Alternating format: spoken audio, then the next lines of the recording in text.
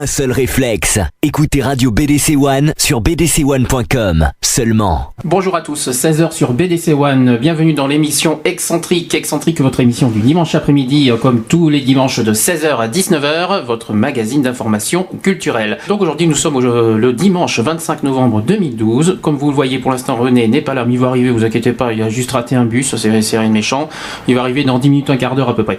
Autre chose, aujourd'hui 25 novembre, c'est également la journée internationale de l'élimination de la violence contre la violence à l'égard des femmes. Donc ça sera donc on dédie cette émission aux femmes qui ont été victimes de violences. Donc Radio BDC One sur bdc1.com. Bien, en direct dans BDC One, eh ben, nous avons un coup de fil. Allô Gégé. Oui. Comment tu vas? Moi très bien. Bah déjà aujourd'hui c'est quand même le 25 novembre.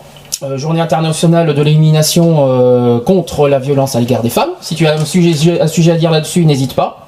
Ouais, mais moi, ce que je viens dire, c'est un peu dur.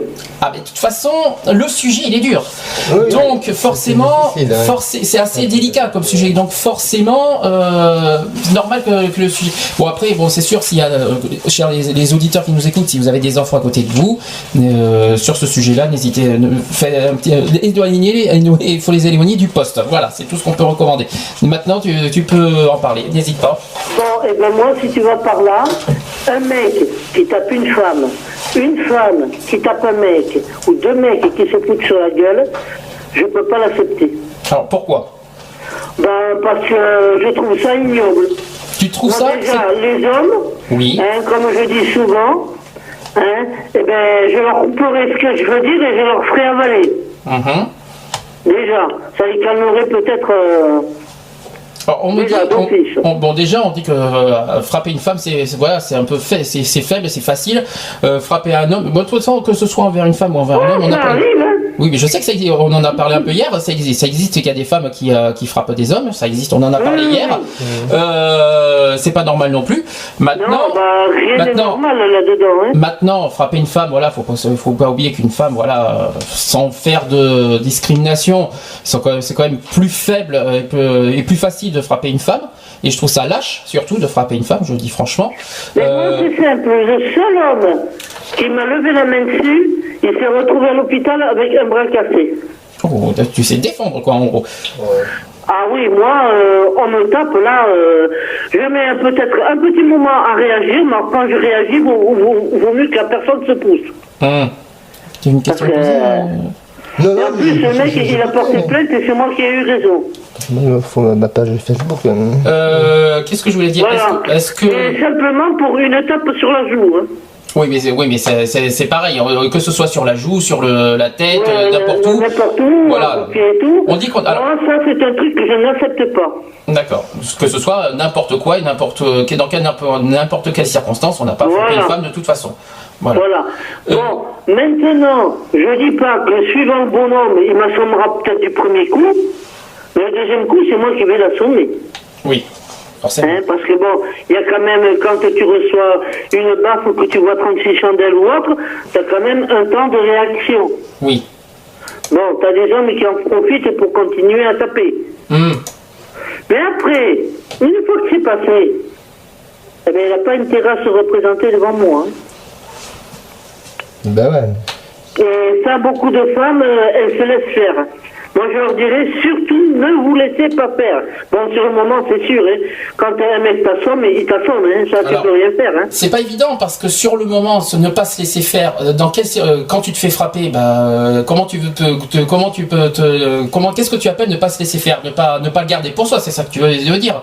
Ne pas le garder, ne pas le... Oui, mais si tu vas par là, il m'a foutu une gifle. Bon, je suis parti et tout. Et un jour, tout sourire, il m'a rappelé, il faut que tu viennes, je vais te souhaiter ton anniversaire. Je suis rentré chez lui, il y avait 5 ou 6 marches d'escalier, je l'ai bien regardé, il m'a dit bon anniversaire Gégé, je lui ai balancé mon poing à la gueule. Bon, c'est pas. Je t'avoue que c'est pas mieux non plus, parce que répondre à la violence par la violence, non, c'est pas non plus la meilleure solution. Par contre, je suis d'accord avec toi qu'il faut pas se laisser faire non plus. Moi, je vais te dire, ça va calmer le mec. Oui. Après, il y avait, comment dire, sa femme n'était plus battue, ses gosses non plus et tout. Parce qu'à chaque fois, il disait, on va aller chercher Geneviève. Et le mec, il a vraiment eu la trouille, quoi. Et du coup, ça l'a arrêté net, ce bordel. D'accord. Oui. Bon, je dis pas que, bon, ça c'est sûr, hein. Il y a des moments, tu peux rien faire, mais comme on dit, la vengeance, c'est un plat chez moi qui se mange très froid. Oui, il y a des phrases là que je vois. Les violences faites aux femmes, c'est lorsqu'ils... Alors j'aime bien. Alors terrorise, prostitue, gifle, frappe, bouscule, viole, humilie, hurle, harcèle, met une main aux fesses. Ah oui, parce que rien que mettre une main aux fesses, c'est une forme de violence. Tout à fait. Après, marié de force. C'est vrai que le mariage de force, bon, je crois qu'en France, ça n'existe plus, je crois. Non, mais c'est les mariages blancs qu'on va retrouver. Attendez là. D'accord, mais des fois, la main aux fesses, ça ne veut pas dire que le mec, il attaque ou la bonne femme, elle attaque. Bah, c'est quand même une forme de violence. Tu balances la main, merde, tu touches les fesses de l'autre, eh ben, tu t'excuses. Même le Tu gifle. recommences pas, après, bien entendu, si tu recommences. Ouais, mais mettre la main aux fesses, c'est la considérer comme ce qu'on voilà, on va pas dire les mots pour pas choquer dans la radio, mais voilà, c'est. Non, mais mettre une main aux fesses, c'est l'invitation à passer à l'acte, quoi. C'est donc, ça, voilà, on peut dire ça comme ça aussi. Oui, non, mais voilà. Et donc, c'est une forme d'agression en disant, tu sais, je te touche le popotin. Dans un bus, hein, le chauffeur, d'ailleurs, il a eu des problèmes, hein, parce que comme j'étais grosse, il faisait ça pour s'amuser, ça le faisait rire de voir des grosses qui se cassaient la gueule. Et bien, sans le vouloir, j'ai attrapé un mec, bon, je pense, mais là, je l'ai pas fait exprès. D'accord. Ça peut arriver, hein, c'est pour ça. Je dis, il faut pas non plus. Bon, s'il recommence, après, oui, d'accord. Mais des fois, la première fois. Pourquoi s'il recommence rien que. Ça peut être accidentel. Mais pourquoi s'il recommence rien que le premier geste, c'est pas à faire. Il faut pas attendre qu'il recommence. Comment t'expliquer? Il y avait une barre au bus. Oui. J'ai voulu essayer de me retenir pour pas complètement tomber. Pour me retenir, et puis le mec est arrivé juste à ce moment-là. D'accord. Ouais, bon, qu'est-ce que tu voulais que je fasse? Oui, je vois ce que tu veux dire. Voilà, donc j'ai porté le pet et le chauffeur de bus, apparemment, il a eu des problèmes. Oui, parce qu'il est responsable dans le bus, c'est pour ça. Voilà. C'était pas moi qui étais responsable, hein. Non, mais non, t'es victime, donc t'es pas responsable. Petit rappel vite fait, et puis on termine là-dessus parce qu'il faut qu'on lance les sujets parce qu'on est un petit peu en retard. Ce qu'on a dit hier par rapport à ça, il y a un État qui dit que 75 000 femmes sont violées par an en France, ouais. soit 200 femmes par jour. Qu'elles en parlent, c'est ça. Alors surtout qu'elles ne gardent pas que pour elles, surtout ça c'est très important. Il faut qu'elles en parlent à tout prix. Que ce soit. Elle garde ça pour elle, elle croit que c'est elle qui machine, alors que c'est pas vrai. Tout à fait. Il y a un petit sondage quand même, parce qu'on l'a souligné hier, que c'est souvent les jeunes filles qui sont les plus victimes, et je vais le citer, que les jeunes femmes sont confrontées de plus en plus tôt aux agressions sexistes, et selon un sondage réalisé auprès des jeunes filles de 18 à 25 ans, 68% d'entre elles ont déjà été victimes de violences, ce qui est quand même considérable. Oui, donc on va quand même rappeler que pour les violences faites aux femmes en info, il y a un numéro pour vous accompagner, vous orienter. C'est un appel anonyme et gratuit depuis un poste fixe. C'est le 3919. Marquez-vous le bien, enregistrez-le et là vous serez donc accompagné et dans vos démarches, n'hésitez pas. Et si jamais un souci, faites le 17. N'hésitez pas. Oui, mais n'hésitez pas, il faut dire que certaines femmes, elles ont peur. Oui, je sais bien, et donc il faut arriver à passer outre, malheureusement. Elle se dit, bon, là, il me bat, ok, mais si je porte plainte, qu'est-ce qu'il va me faire? Ah ben rien. C'est pour ça que rien, il faut se protéger un maximum. Toi, tu es en train de souligner, c'est vrai que on l'a pas souligné hier, la peur que la personne après te recherche et te tue, quoi. C'est ça que tu es en train de me dire. Si jamais tu portes plainte, tu as la peur derrière qui te recherche et qui te fasse du mal, quoi. C'est ça que tu es en train de me dire. C'est pas faux, c'est à souligner. harcèlement, c'est frappé, vu comme il m'a tapé, l'humiliation. qu'est-ce qu'il va me donner après? Donc il y en a beaucoup qui ne parlent pas à cause de ça. Tout à fait. Mais là, c'est un abus de son pouvoir, donc Voilà. c'est des menaces. Donc, faut savoir que la loi réprimande. C'est du sexisme. L'homme n'est pas plus fort que la femme, la femme n'est pas plus forte que l'homme. On est égaux, que ce soit l'homme ou la femme. Voilà, on est pareil. C'est tout. Oui, mais on dit que l'amour est aveugle, mais à ce point-là, moi j'y crois pas. Hein. Là, tu parles de la violence conjugale cette fois-là. Là, on parle de. D'accord, ok. Ok. Oui, Bon. parce que tu as tout ce qui est forme de chantage, empêcher la femme de voir ses amis, de recevoir, toutes les menaces. Donc c'est vraiment, non, mais c'est vraiment terrible. Et donc pour terminer le sujet, je vais parler de ce que propose François Hollande, le plan global de ce que met en place le gouvernement pour y éradiquer, y remédier à ce que cette violence ne soit plus faite. Après, voilà, on va parler juste après. Et donc, le pire, ce sont les enfants. oui, c'est vraiment terrible. C'est pour ça qu'on a dit que les jeunes sont les plus touchés. Ouais. Et là, après, si on parle des jeunes, tu parles des plus ou moins de 15 ans? Plus de 15 ans et moins de 15 ans. Alors moins de 15 ans c'est la pédophilie, et plus de 15 ans, bon c'est quand même un abus sexuel. Quand tu as des parents violents, il faut dire que la majorité a 18 ans. Hein. Oui, mais la majorité sexuelle, c'est la majorité. Ils peuvent te foutre une branlée, ils ne seront pas punis pour ça. Il faut rappeler que la majorité sexuelle c'est 15 ans. Et que après, à partir de 15 ans, il faut être consentant pour qu'il y ait une relation sexuelle. Si c'est pas consentant, ça devient du viol ou de l'abus sexuel sur mineur. Voilà. Oui, mais enfin ça, c'est encore autre chose. Oui, mais il faut quand même le souligner parce que malheureusement, il faut le souligner parce que ça se fait encore et il faut encore le dénoncer et parce que oui, René, je t'en prie. Oui, donc non, il faut absolument que vous preniez, mesdames et mesdemoiselles, votre courage demain, en parler à quelqu'un de proche, un ami qui peut vous accompagner, qui peut essayer mais attends, non. De quoi non et oui. Une copine à l'école, n'importe, parce qu'on n'est pas non plus séquestré 24 heures sur 24. Oui, mais bon, ça dépend quel ami tu as. Voilà, après... Oui, il faut un ami de confiance. Je peux te dire que je connais mais il faut une autre soi-disant très amie avec elle.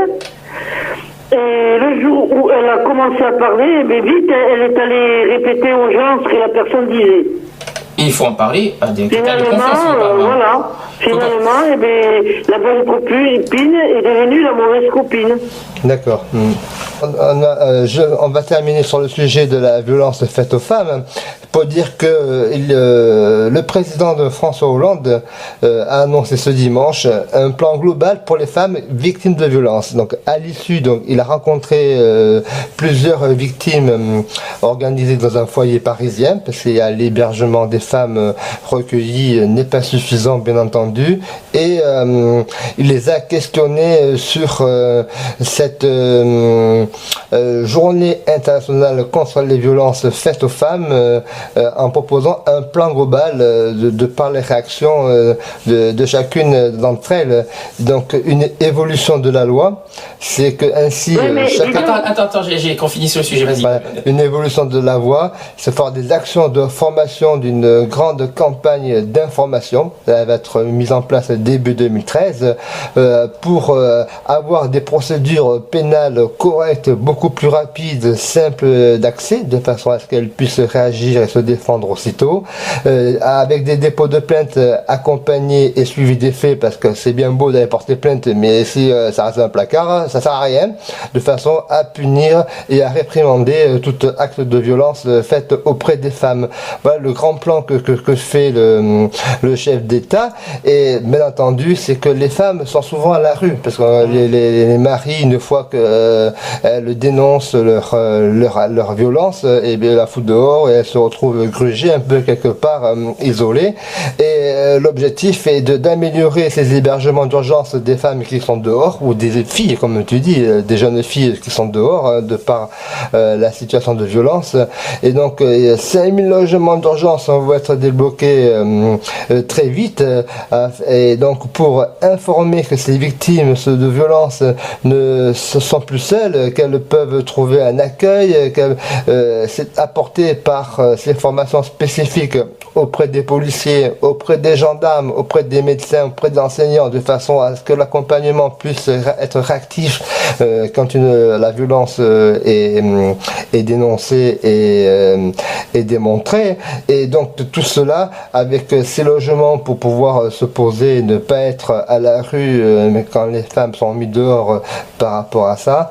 Ce grand plan donc, global d'aide et d'accompagnement de lutter contre ce fléau, enfin pour moi c'est un fléau, c'est horrible, les femmes battues, c'est horrible, les jeunes filles battues, même les mecs, mais voilà, donc dans l'immédiat, ces grandes lignes sont déployées dès 2013, dès janvier, voilà.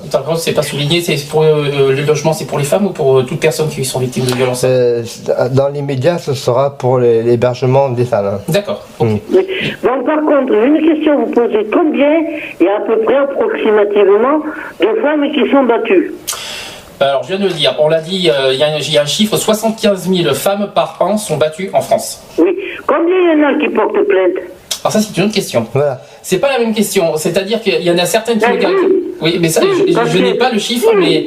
Il y en avait une assez grande majorité qui portait plainte. Eh bien, peut-être qu'il y en aurait déjà un peu moins. Alors en France, par rapport au viol conjugal, si on violence conjugale, c'est 54 000 femmes dans l'année, c'est ça qui ont été victimes de violences conjugales ou sexuelles de leur conjoint. C'est quand même énorme aussi. Et que, par contre, est-ce qu'on a le chiffre des plaintes? Je crois non, on les a pas ça. Si on en avait parlé en pourcentage hier, mais pas beaucoup. Pas beaucoup parce qu'elles sont timides et elles n'osent pas se dévoiler, comme tu dis si bien, Gégé. Il faudrait les prendre tant qu'elles sont à l'hôpital et les faire parler. Ouais, mais tu peux pas obliger à parler les gens. Non. Tu peux pas forcer à parler. Ça, c'est libre à elle d'en parler ou pas. On peut pas forcer. C'est plutôt recommandé, mais on ne peut pas forcer la personne à parler de leurs problèmes, tout ça, parce que il faut pas oublier que psychologiquement, c'est très voilà. Une fois que tu as été violé, tout ça, tu n'as plus la notion de la réalité, tu n'as plus je sais pas comment expliquer ça, mais t'as plus, tu es complètement ailleurs, ton esprit est totalement ailleurs, donc tu n'as plus la notion de la réalité. Donc moi, je me mets à la place des femmes qui ont été victimes, de leur demander de les faire parler, c'est pas facile sur le moment, peut-être quelques jours plus tard, mais le jour même ou le lendemain, il faut déjà que psychologiquement elles aient réussi à récupérer mentalement, parce que c'est pas facile. C'est pour ça, il faudrait essayer. Il y aurait déjà plus peut-être de personnes qui battent les femmes ou les hommes, qui seraient en tôle, et ça leur servirait peut-être de leçon, moi je sais pas, moi. Alors justement, il y a eu un débat hier qu'on a entre et moi, mais je vais te poser la question, pour toi, au niveau de la loi, est-ce que tu trouves ça suffisant? Alors on en a parlé des différentes peines, c'est minimum 20 ans de réclusion pour certains trucs, voire à perpétuité, c'est 30 ans de réclusion criminelle s'il y a meurtre au niveau du viol. Est-ce que pour toi, c'est suffisant? De toute manière, mais si c'est 30 ans de réclusion criminelle, si le mec a 40 ans, ça fait 70 ans et il est plus foutu de faire quoi que ce soit. Parce que j'ai beaucoup entendu parler, parce qu'il y a certaines femmes qui ont été victimes, osent dire qu'il y en a certains qui méritent carrément la peine de mort. Moi, je dis franchement, la peine de mort, je ne sais pas si c'est vraiment une bonne idée de remettre la peine de mort selon des crimes, mais voilà, personne ne mérite de mourir, malheureusement. Alors c'est vrai qu'on va se dire, personne ne mérite de mourir, mais la personne qui fait ça fait mourir tue une personne. Donc c'est vrai que voilà, c'est un débat qui est assez délicat, quoi. Pour un pays terre des droits de l'homme, ça fout mal quand même. Ouais, c'est sûr, quoi.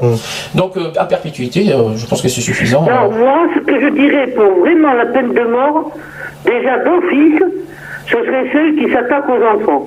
Non, mais il faut savoir qu'il y a la cassation chimique, il y a les médicaments, il y a on a encore le moyen de se défendre si on peut. Mais les mômes, ils n'ont aucun moyen de se défendre. Alors, la peine de mort pour les pédos, oui, ok. Bon, maintenant, pour ceux qui font souffrir les femmes ou les hommes, ben moi, tu sais, je serais je leur ferai pareil, autrement, mais pareil. Qui souffrent sans arrêt, comme ils ont fait souffrir leurs femmes ou les autres personnes, les faire souffrir pareil. il est... Alors, vous inquiétez pas, il n'a pas déchiré les papiers, mais on entend super bien, c'est bien. Voilà, il est 17h, nous sommes dans René-Ric, excentrique. René-Ric, je connaissais pas, c'est la nouveauté, c'est ton nouveau surnom. C'est-à-dire que excentrique, j'ai pris René, puis j'ai pris la Frédéric, ça fait René-Ric. Ok, c'est pas grave. Je pense que pourtant il fait pas très, il y a pas un grand soleil. Je pense que tu as pris un coup de soleil pourtant, non? Ça va aujourd'hui. C'est pas grave. Allez, on poursuit. Vas-y René. On passe sur Un œil en France, vu d'ici d'ailleurs. Je voulais vous proposer le sujet en école, en éducation. Donc c'est le développement de l'informatique. Oui, bah alors, franchement, là c'est terminé, l'époque des craies, des petits tableaux, des ardoises. Ça, quand même, l'école qui dure quand même, ça fait quand même pas mal d'années que ça existe l'école. Ouais. Là maintenant, je suis en train de dire depuis tout à l'heure le sujet, ça m'épate que l'école va se mettre un peu, dans l'époque technologique des années 2000. Alors, par exemple, j'ai 3 sujets assez impressionnants. Déjà que le tableau passerait au numérique, le tableau quoi. Franchement, ça commence. Alors explication là-dessus. Par exemple, l'enseignant écrit sur un grand écran tactile avec un stylo numérique. En touchant l'écran, il tourne les pages d'un manuel et affiche la bonne réponse à un exercice, effleure un mot pour faire apparaître sa définition, ça c'est génial. Agrandit un schéma ou une photo. Et aujourd'hui, plus de 6700 écoles primaires se sont équipées déjà d'un tableau numérique. Malgré cela, la France reste très en retard en regard des pays voisins. 6% contre 24% au Portugal, 44% aux Pays-Bas et 78% au Royaume-Uni qui utilisent le tableau numérique quand même. Faute de disposer d'un tel outil, Mathieu Robert, qui est enseignant en sciences physiques au collège Giroud de Villette, qui se trouve dans la Nièvre, a mis au point sa propre solution financée par le Conseil général. Il dit: j'utilise un vidéoprojecteur, une liaison Wi-Fi et des tablettes qui fonctionnent sous Windows avec Active Inspire. Bon, pourquoi pas, hein, mais est-ce que franchement, est-ce qu'on peut, qu'est-ce qu'on en pense? On est en plein dans l'ère numérique, donc mais jusqu'au tableau quand même. Oui, il y a tableau scolaire pour la manipulation avec les tablettes. Dans la plupart des collèges, commencent à être équipés de tablettes qui vont remplacer les cahiers et les livres. Si ça continue, ils seront consultés par ces fameuses tablettes numérique. Tu vas voir t'as le sujet un peu plus loin où tu pourras l'exposer après quand on va aborder la fonction de la tablette. Justement, ça va avec parce que c'est le développement du savoir. On est tous figés à nos portables pour te montrer un petit peu dans l'ère du SMS, dans l'ère de l'information internet, dans l'information ce développement numérique. Et à l'école, les professeurs auront une interactivité avec ce tableau numérique pour partager les savoirs auprès de nos enfants. Alors d'après l'enseignant, il trouve que ce système favoriserait le partage, l'autonomie et l'esprit critique. Pourquoi pas? Tant qu'on y est, si on continue comme ça, prochainement on va passer le bac avec un stylo numérique, si ça continue dans cette étape-là. Pourquoi pas? Et ce sont comme le code des réponses A, B, C, D, les fameux QCM. C'est pas pareil, c'est pas. Oui, mais bon, c'est aussi une facilité qu'un crayon électronique où tu es enregistré en temps et en heure. Tu sais après si tu as ou tu as pas ton examen, quoi. Alors, autre encore plus original, ça aussi, le cartable, le fameux cartable auquel beaucoup se plaignent que c'est lourd avec les livres et tout ça. Eh ben, figurez-vous que dans le projet d'école de demain, le cartable deviendrait ordinateur portable. Ça, c'est quand même impressionnant. La bonne nouvelle, pour le dos malmené des écoliers, les manuels, les cahiers, les classeurs, les accessoires d'écriture, tout ce qui pesait dans le cartable entre désormais dans un petit ordinateur. Certains départements ont été pionniers, donc il y a les Landes qui s'y sont mis, les Landes chez nous, les Bouches-du-Rhône, l'Ille-et-Vilaine, l'Oise, suivi cette année par le Val-de-Marne qui équipe gratuitement d'un ordinateur portable. Et aujourd'hui, il y a 13 000 élèves qui entrent en 6e qui utilisent déjà ce procédé. L'initiative baptisée Ordival sera reconduite pendant 4 ans afin de doter progressivement les collégiens du public. Aujourd'hui 50 000 élèves dans le département. Troisième possibilité aussi, il y a les cours. d'école, qui s'animeraient en 3D. Ça aussi, c'est pas mal. Donc les leçons peuvent prendre de nouvelles dimensions. Il suffit d'un ordinateur, d'une connexion et de lunettes 3D. Ça, c'est par contre les lunettes 3D, je trouve ça un petit peu dangereux pour les yeux. Faut faire attention quand même. Oui, parce que c'est le reflet et tout. Les lunettes 3D, faut faire gaffe quand même. Ensuite, c'est un procédé qui a commencé déjà à Lyon. Alors on parle des pages de manuels d'histoire qui pourraient être présentées de façon vivante. On imagine par exemple ce que donnerait la guerre de 14-18 en 3D. J'imagine. En biologie, on peut représenter l'anatomie du corps humain de façon totalement réaliste, comme dans les facs de médecine. On peut aussi faire des maths. Donc on y est. Et à Marseille, un prof de collège a reconstitué avec ses élèves tout le quartier du Panier, créé un cône en 3D pour représenter un phare. C'est un problème mathématique. À Strasbourg aussi, il y a une école maternelle qui a créé un monde virtuel pour aider les enfants à assimiler la latéralisation. Alors, pour ou contre, franchement, est-ce que tu trouves que ça peut, de mettre tout en numérique, est-ce que ça peut vraiment éduquer un enfant Ça a du bon sens, dans le sens où de plus en plus tôt les jeunes ont le portable, même si je suis contre pour qu'un bambin de 8 ans ait son portable, je trouve que c'est trop jeune, hein. Mais l'accès du numérique va sensibiliser à toucher l'informatique, qui est aujourd'hui est incontournable dans nos foyers. Chaque foyer est équipé d'un ordinateur, la plupart, je parlais, d'autres familles n'y arrivent pas, mais aux 3/4 des foyers maintenant on est tous équipés de cet outil-là, et les jeunes, à force de jouer avec leur PlayStation, leurs jeux vidéo, deviennent de plus en plus habiles à ces manettes et à ces outils qui nous dépassent. Finalement, quand ils vont à l'école, ils ont des chances que toi tu as un petit peu mis de côté, ou voilà. Et donc l'outil numérique est utile et nécessaire, et se développe avec son temps. Alors il y a même un débat là sur ce terrain-là, parce que on sait que les téléphones portables sont interdits à l'école. Il faut. Et pourtant, il y a un débat il y a un débat qui arrive au sujet du smartphone. Que le smartphone serait peut-être, pour certains, un outil éducatif. Alors, à savoir pourquoi ? Parce que la plupart des professeurs, on le sait, interdisent l'usage du téléphone portable dans l'école, et pourtant beaucoup plus rares sont ceux qui choisissent de l'utiliser comme un outil de travail, parce que le smartphone apparemment serait limite un outil de travail. Donc il y a un débat là-dessus par rapport au smartphone, mais utiliser un smartphone, ça va je sais pas comment expliquer ça, mais en tout cas il y a un débat sur le smartphone. C'est vrai qu'il y a, dans le monde, il y a une statistique qui dit que soi-disant 3 personnes sur 4 dans le monde utilisent un smartphone, soi-disant.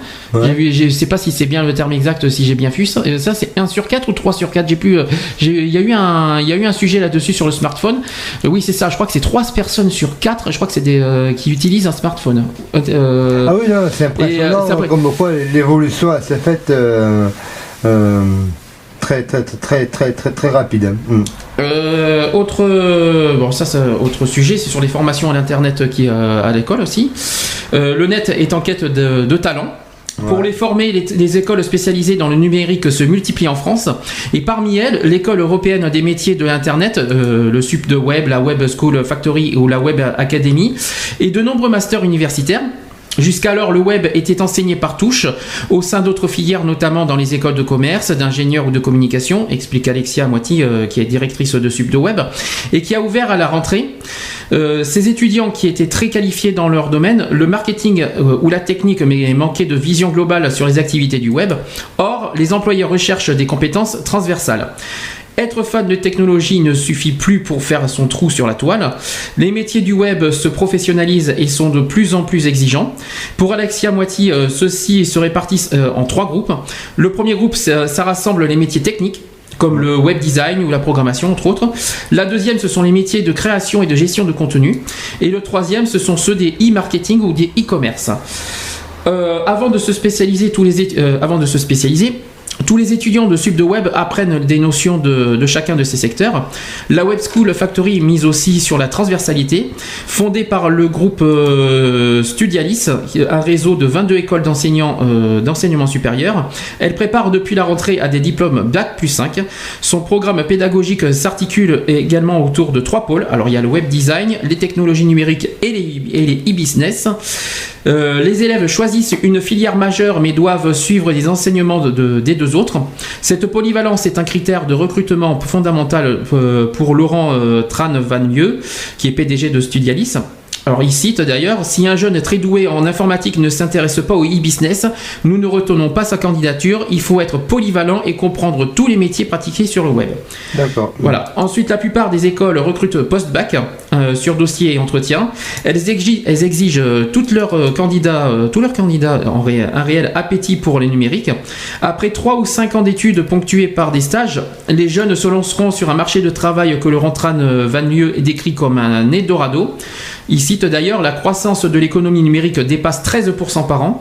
La formation au web manque et les entreprises ne parviennent pas à recruter des personnes compétentes. Nous recevons déjà des dizaines d'offres auxquelles nous ne pouvons pas répondre. Pour finir, Alexia Moiti croit que en un avenir rose pour ses étudiants. Elle cite que leur insertion sera très facile. Nous sommes passés de l'économie digitale à l'économie digitalisée et toutes les entreprises ont maintenant des activités dans le web. Donc bien sûr, avec tout ça, on pense que l'informatique et le web, c'est l'avenir. Bien sûr, c'est l'évolution sans cesse de ça. Voilà, là, j'ai fait mes sujets technologiques. La tablette aussi Ah oui, j'ai tout dit. Mais la tablette, où c'est que tu vois la tablette? C'est 2 pages avant. 2 pages avant, d'accord. Alors, je sais pas où c'est que tu as vu les 2 pages avant. Et donc la tablette numérique, c'est l'outil qui est proposé dans les collèges à présent pour équiper nos jeunes, pour remplacer la fonction de devoir, la fonction pour mieux appréhender les cours, pour mieux avoir accès à l'information. Est-ce que tu trouves le sujet, cher ami? Donc, oui, il y a le classeur qui se change en tablette aussi. Voilà. Parce qu'en fait, ils n'avaient pas fini pour l'école, effectivement. Voilà, je t'en prie. Ça allait je confirme, effectivement, il me manquait une partie. Voilà. Par exemple, alors il y a plusieurs choses. La classe qui va se transformer en espace virtuel. Jean-Paul Moirot qui utilise les mondes virtuels pour recréer une classe qui se poursuit. Et après la classe, il invite ses étudiantes en design de mode à se connecter à la classe virtuelle en 3D qu'il a créé sur Second Life. Alors Second Life, est-ce que tu sais ce que c'est? C'est un jeu virtuel qui est sur internet, qui est très très reconnu, pour suivre d'étonnants cours du soir où chacun peut participer en étant représenté par un avatar. Ouais. Et cela permet de s'affranchir des contraintes en temps et d'espace, d'inviter des intervenants extérieurs sans qu'ils aient besoin de se déplacer. Et imaginez pour des cours de langue par exemple, l'intérêt de pouvoir parler avec un correspondant à l'autre bout du monde. Pour sa part, à Jean-Paul Moirot, il invite très régulièrement des professionnels du design. De plus, certains élèves sont moins intimidés et se comportent autrement lorsqu'ils sont représentés par un avatar. Donc ça, c'est le premier point. Autre point, il y a aussi les bulletins de notes qu'on connaît bien en forme de carnet avec les notes, tout ça. Et bien, ces bulletins de notes vont s'affiner. On va expliquer. En se connectant à son environnement numérique de travail, le fameux NT, chaque élève voit apparaître des diagrammes et un code couleur par matière, lui permettant de savoir immédiatement où il en est. Il peut consulter ses graphiques de progression, se situer par rapport à la classe, s'auto-évaluer et se fixer des objectifs. Alors, une citation qui dit que l'idée n'est pas de se dire je vais passer de 10,5 à 13 sur 20, mais je vais maîtriser telle ou telle compétence. À ce propos, les graphiques permettent également au professeur d'appréhender d'un coup d'œil les points forts et les points faibles de son groupe. Ensuite, par exemple, un professeur de physique qui dit qu'il a mené cette expérience dans son collège et qu'il a relaté lors d'assises de l'éducation et de la formation numérique. Ce mode d'évaluation atténue le caractère angoissant de la note, n'en fait plus le moteur de l'apprentissage, prend mieux en compte les difficultés de chaque élève. Donc ça, c'est sur les bulletins de notes. Concernant les cahiers de texte, qu'on connaît bien aussi, ça va se démultiplier en ligne. Le soir, l'élève se connecte à son environnement numérique de travail, le fameux NT, et voit apparaître la liste de ses devoirs. Alors ça y est, terminé qu'on écrit sur les cahiers de texte pour lundi. L'utilité de ces tablettes. Alors, ces professeurs peuvent aussi mettre leurs cours du jour en ligne. Ouais. Je trouve ça un peu facile pour faire des exercices. Si on met des cours, l'élève fait ses exercices, l'enseignant peut les corriger. En ligne, ça serait bien par contre. Hein.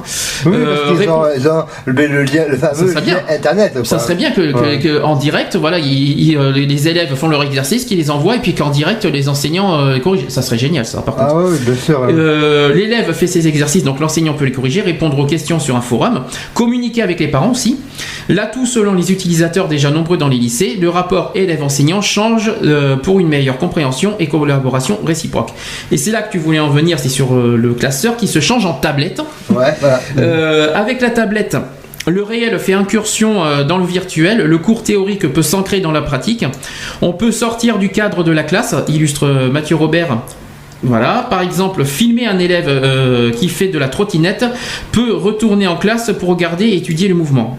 Alors, enfin, est-ce que ça vaut le coup? Franchement, filmer un élève, moi je sais pas. Je suis un peu sceptique là-dessus. Après, filmer, c'est peut-être dans le sens de démontrer l'application de côté pédagogique. Hein. Oui, en trottinette, je sais pas si c'est pédagogique, mais bon, pourquoi pas. Bon, ouais. Les expériences sont efficaces. Les schémas immédiats et réactifs. En sciences de la vie et de la terre, qu'on connaît plus sous le nom SVT, des élèves photographient un ver de terre et reviennent l'étudier en classe. En sport, qu'on appelle aussi l'EPS, ils se filment pendant une épreuve sportive et le professeur corrige ensuite leur mouvement à l'écran. Ça, par contre, je trouve ça très intéressant. Ainsi, leur curiosité est arrivée et le lien entre la théorie et la pratique se renforce. Cela favorise aussi un travail collaboratif entre les élèves et la participation active à la classe. Les élèves bloqués lorsqu'il agit de lever le doigt répondent plus facilement via leur clavier. Se tromper devient beaucoup moins humiliant puisque le résultat est collectif. Lorsque le pourcentage de bonnes ou de mauvaises réponses s'affiche à l'écran, on peut analyser les résultats du groupe en expliquant les erreurs de certains plutôt que stigmatiser l'erreur individuelle. Une mini-révolution dans l'enseignement. Voilà, je pense que j'ai tout dit. J'ai une question qui me démange depuis tout à l'heure. J'ai une question à te poser parce que toi qui t'y connais bien là-dedans. Ouais. Il y a quelque chose qui me démange là. J'entends au moins, je sais pas combien de noms de secrétaires nationaux, mais tous ces secrétaires nationaux là, c'est seulement interne au PS, on est d'accord. Ah, c'est interne au PS uniquement. Mais tu te rends compte quand même, tous les noms que j'entends, il y a quand même certains noms qu'on entend, la laïcité, les droits de l'homme, tout ça. Donne-moi une explication, comment ça se fait qu'on entend tous ces jolis mots dans les secrétaires nationaux, mais pas dans le ministère? Eh bien oui, mais parce qu'après, voilà. L'information n'est pas relayée, parce que les secrétaires, l'information n'est pas voulue. Ah oui, mais ils travaillent. Ça me choque, parce que dans les secrétaires nationaux, c'est interne au PS, alors qu'on en a tellement besoin au niveau des ministres. Quand j'entends ministre des droits, quand j'entends droits de l'homme, mais ça aurait été super bien d'avoir un ministre des droits de l'homme. Quand j'entends la laïcité, pourquoi pas avoir un ministre de la laïcité? Je ne comprends pas pourquoi avoir fait tous ces jolis noms, ces jolis trucs en interne au PS, et que ça n'existe pas au Parlement. Au gouvernement. Je ne comprends pas. Voilà. C'est dommage. C'est dommage parce que là, le secrétariat et les secrétaires sont là pour travailler dans leur discipline réciproque et donc on communique en relation avec les ministres et ils prennent ou prennent pas les sujets qui sont fort intéressants pour aider justement accompagner le gouvernement d'aujourd'hui. Voilà ce qu'en partie PS, les 18h19. Maintenant, UMP. Oh là là. Partie UMP. Oh là là. La contrebalance sera toujours faite la jolie contrebalance, une très belle. Puis alors la contrebalance, elle est belle là. Quand je pense que si on peut revenir à l'UMP qui critique à tirer à l'arigot le PS, alors que finalement quand on y réfléchit, ils sont loin des exemples déjà. Et tout ce qu'ils font, ils veulent copier sur le PS. C'est pas l'histoire des primaires. C'est l'idée du PS. Comme par hasard, l'UMP. Oh, ils vont prendre des primaires. Après, ils ont critiqué sur l'histoire ils s'en sont bien amusés. Tu l'as dit tu l'as souligné tout à l'heure par rapport à l'ancienne première secrétaire Martine Aubry quand il y a eu les élections, ils s'en sont bien amusés de ça. Bah, regarde aujourd'hui, oui, ça peut arriver. Je vais te dire, ils se sont foutus de notre gueule en disant que au Parti socialiste, ils n'arriveront pas à s'entendre, à arriver à faire des choses. Et ben voilà. Le congrès de Reims n'a pas duré 15 jours, n'a pas duré 8 jours, simplement 4 jours, et on a su y remédier à la problématique et ce que je trouve indéniable, 198 000 votants UMP. C'est pas beaucoup. Hein. C'est pas beaucoup. Ah non, qu'est-ce que ça va être qu'est-ce que ça va être quand ils doivent gérer la France et compter les autres. Non, mais c'est un exemple. C'est pour ça que j'en ris, quoi. Pour moi, c'est de la pantalonnade. Oui, donc, oui, qu'est-ce que tu en penses de Copé, honnêtement? Mais ta vision, ce que tu en penses, parce que moi personnellement, ça veut pas dire que je défends l'UMP, mais franchement, à choisir entre Copé et Fillon, Copé c'est un limite, je l'ai déjà dit il y a 2 semaines, je vais pas dire que c'est un dictateur, mais c'est quelqu'un qui c'est quelqu'un qui est proche de l'extrême droite, à mon avis, qui a des idées assez arrêtées. Bon, après, ce sont un point de vue personnel qu'on donne. Ouais, mais là, il va ternir l'image de l'UMP, mais gravissime. Et donc, je pense que ça va leur desservir plutôt qu'autre chose. Enfin, moi, j'y crois pas, Copé. Ce souci-là. Bon, après, Fillon, on l'a connu, Premier ministre, 5 fois Premier ministre, il a conduit le gouvernement et tout.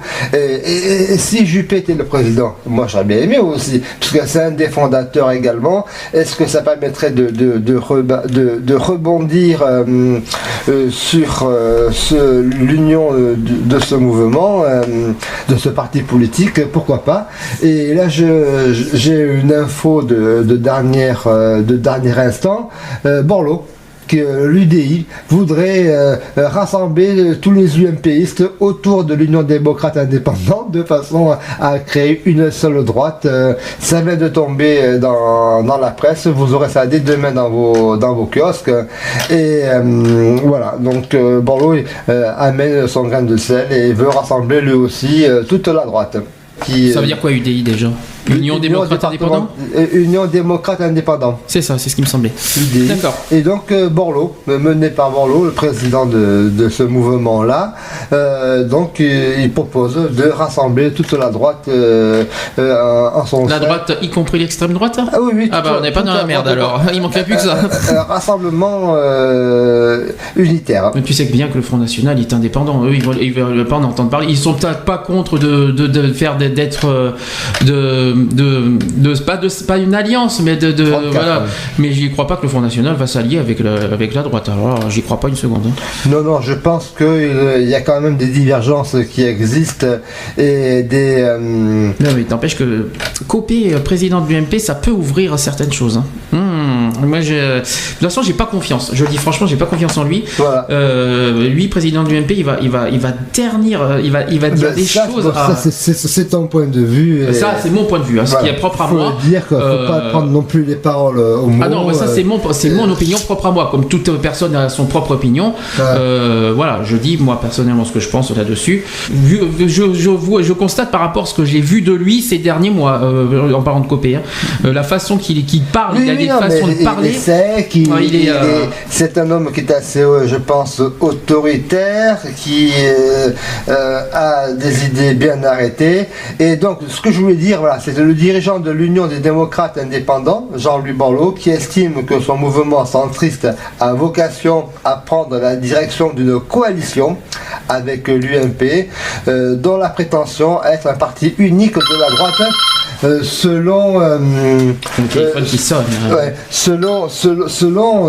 le vécu qu'ils ont dans une interview. Bonjour, excusez-moi.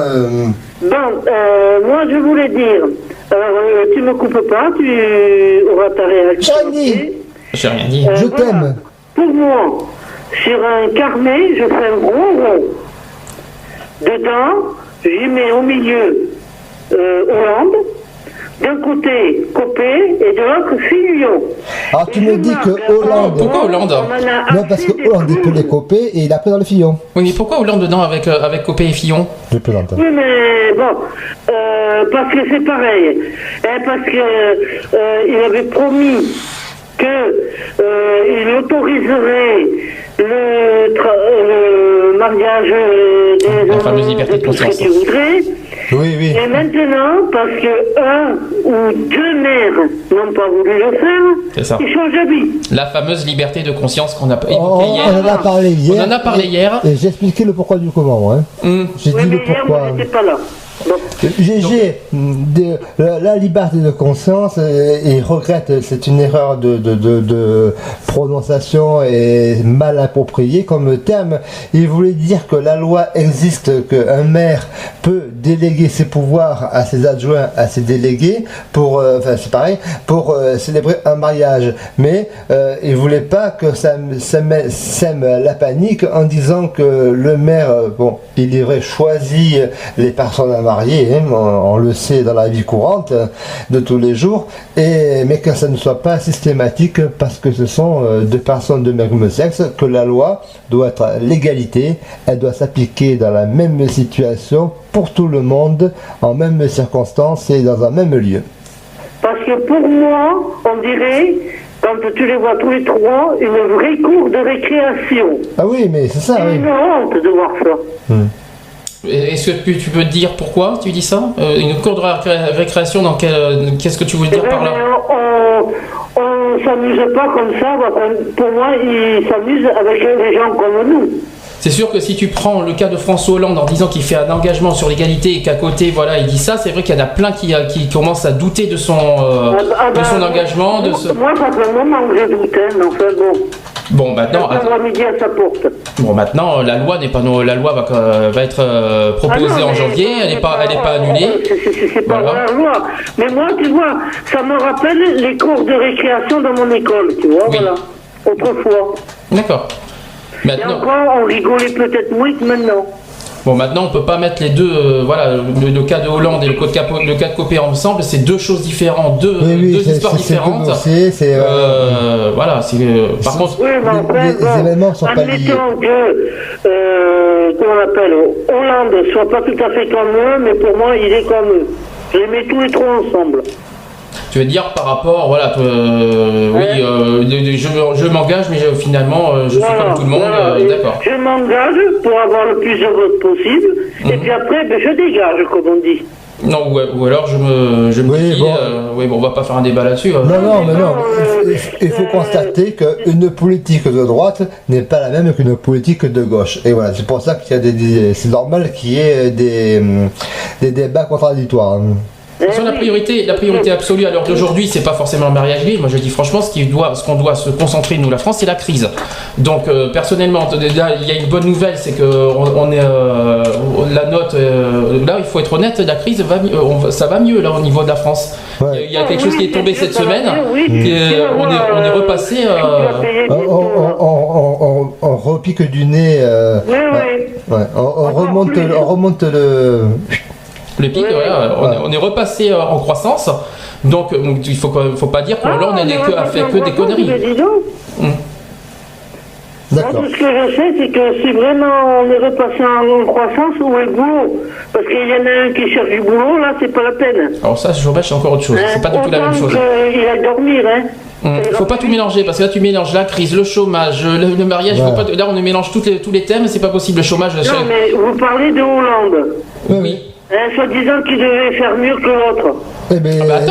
C'est un chemin. Attends, ça se met en place. Pour l'instant, c'est trop tôt pour affirmer au niveau de il a déjà fait beaucoup de choses de ce qu'il a promis. Il faut être honnête, c'est trop tôt pour l'instant. Il faut attendre au moins. Il faut attendre au moins le mois de mai. C'est pour les 1 an de la présidence. On fera un bilan l'année prochaine de ces 1 an. Et à ce moment-là, voilà, là c'est trop tôt. Il est à peine président seulement depuis 4 mois, 5 mois.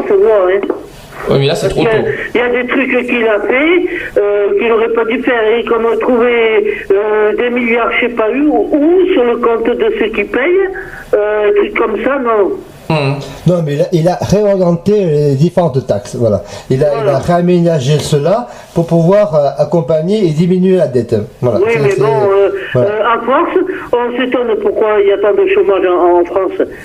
Ouais. À force de prendre oui, mais ça, la priorité du gouvernement aujourd'hui, c'est l'emploi. Donc les contrats d'avenir sont mis en place pour favoriser les jeunes de moins de 25 ans à aller vers des formations qualifiantes et des accès durables dans l'emploi, des partages de métiers. Moi, je vais te dire non, parce que moi, j'y crois. Moi, j'y crois. Je suis persuadé que...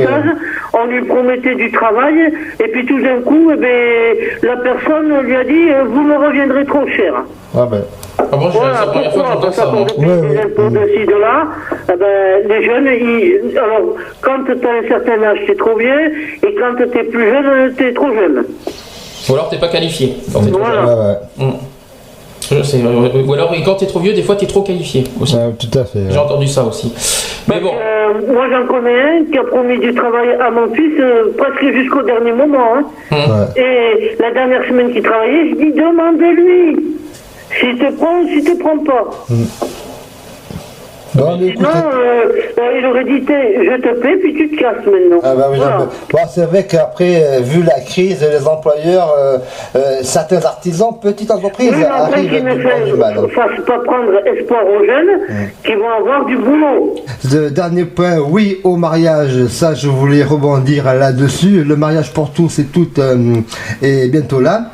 La Chambre va être discutée en janvier. La loi a été votée en Conseil des ministres, c'est bien ça. Et donc oui au mariage, pourtant de nombreuses personnalités s'y opposent encore et tentent de faire reculer cette avancée importante pour l'égalité de tous les couples devant la loi. Nous lançons donc un appel à tous pour aider à faire valoir nos droits. Nous, il y aura un rassemblement sur Bordeaux, aura lieu le 8 décembre à 11h, place Péberlan, au parvis des droits de l'homme face à la magistrature, qui aura une marge de solidarité avec un kissing pour revendiquer le mariage, l'adoption. Précision ce que c'est qu'un kissing. Il faut préciser ce que c'est qu'un kissing peut-être pour ceux qui savent pas. Voilà, donc un kissing, c'est un moment de 5 minutes, auquel les gens, peu importe la sexualité, on s'embrasse en public, histoire de se dire personne n'est différent. Voilà, ça dure 5 minutes. De démontrer que l'amour est plus fort que tout, et que le mariage est une avancée. Le mariage pour tous existe. Il faut savoir que dans plus de 8-10 pays déjà, c'est déjà en place et ça fonctionne bien. On y reviendra bientôt, voire on pourra en parler le 8 parce qu'on sera de retour de la manifestation, donc on vous donnera les derniers commentaires de cette action-là. Et que moi je voulais vous dire sur ce mariage-là que précisément, il y a les 8 pays quand même qui ont ouvert pour vous donner l'importance de cet article. C'est que les Belges nous regardent d'un drôle d'œil parce que chez eux le mariage a été voté depuis 2003. Le mariage entre les personnes de même sexe. C'est le premier pays qui a adopté le mariage. Voilà. Le pays a légalisé le mariage entre personnes de même sexe depuis 2003, je voulais le souligner, sans vraiment troubler la quiétude, mis à part les réticences de départ des partis chrétiens démocrates et de quelques personnalités. Le sujet ne suscite plus vraiment de discussion majeure ni de débat de société dans le pays de la Belgique. La Belgique avant-gardiste... c'est ça, la Belgique avant-gardiste, c'est bien. Non mais j'ai la page jusqu'à son. Non mais c'est vrai que la Belgique nous voit d'un mauvais oeil parce que chez eux, mais c'est comme pour eux, c'est dans leur quotidien. Mais l'Espagne c'est pire. L'Espagne c'est pire. Eux qui sont encore plus catholiques que la France, et ils ont adopté le mariage. Il faut le mariage homosexuel. Il faut préciser. Il faut quand même le faire. Voilà, le mariage de même sexe. Donc c'est quand même quelque chose de faramineux quoi. Et donc parmi toutes les oppositions rencontrées, je trouve que l'avancée est là. Et j'en terminerai pour dire que la Belgique, l'ouverture à l'adoption en 2006, elle a eu, pour les couples homosexuels, une initiative des libéraux flamands classés à droite sur l'échiquier belge, n'a pas suscité de grandes fractures de société. Et aujourd'hui, plusieurs années après l'entrée en vigueur de cette législation chez eux, ne fait pas débat. Les mariages se succèdent dans les municipalités belges, entre hommes et entre femmes, et femmes-femmes et hommes-femmes, sans susciter l'animosité ni même de curiosité, naturellement.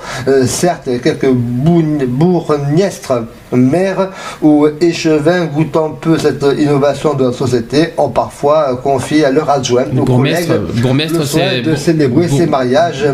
Bourgmestre, c'est les maires en Belgique, voilà. Pour ceux qui ne savent pas ce que c'est. Cette sinile clause de conscience a souvent été faite très discrètement et sans grabuge.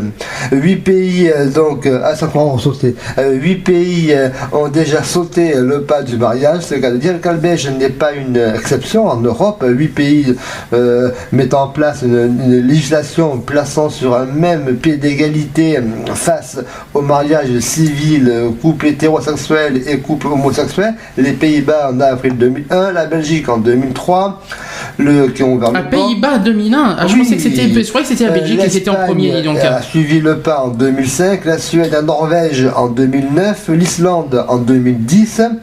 Et Danemark, le dernier, en 2012. C'est bizarre parce que je me suis mis en tête que c'était la Belgique qui était en premier. C'est bizarre. Mais oui, les Pays-Bas 2001. Finalement, c'est les Pays-Bas, d'accord. Ensuite, la plupart de ces pays admettent également le droit à l'adoption pour les couples homo.